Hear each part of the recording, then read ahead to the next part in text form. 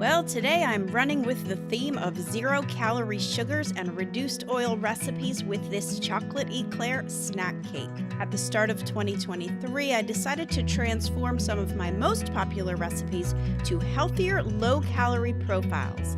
So if you have not yet watched my video for how to substitute sugar in baking, you may want to go check that out and understand that zero-calorie is very different from refined sugar-free. But here today for my vanilla cake, I'm using monk fruit sugar since that happens to be my zero-calorie sugar of choice in baking, with applesauce to replace some of the oil in the recipe too. Complete with a sugar-free custard and even sugar-free chocolate icing.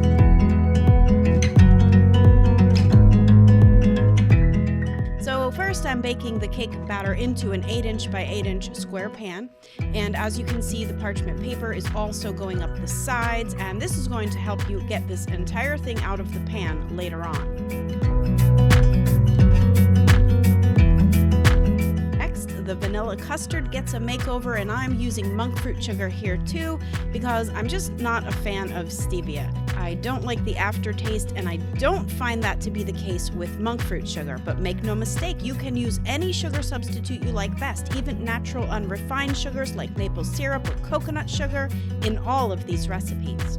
Alright, now for the chocolate icing, and by using an unsweetened chocolate and your own sweetener of choice, you can make a sugar-free ganache. Now this time I did use stevia, and I know I said I can't stand it, but I just wanted to try it, and I will say at first I really didn't like this.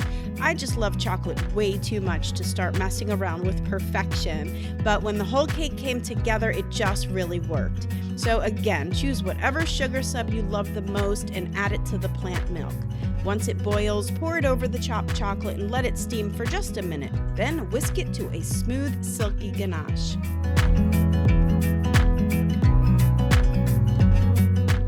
Just be sure to let your custard set and get cold before pouring it on top. Now, all in total, I had this cake ready from start to finish in just about 90 minutes.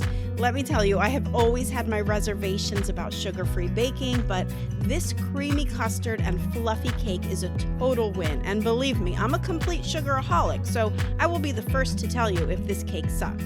And to my surprise, this cake does not taste like your typical sugar-free cake. The only problem, and I'm being serious, is that in your mind, you'll trick yourself into believing that you can eat 2 or 3 or 4 pieces because you're telling yourself it's sugar-free. So have some self-control, although I know it's going to be hard once you taste this, but at any rate, I do hope that you're going to want to try it. So be sure to head over to Gretchen'sVeganBakery.com to grab the recipes, and of course, I have the original recipes as well for those who are just not interested in substituting sugar at this point.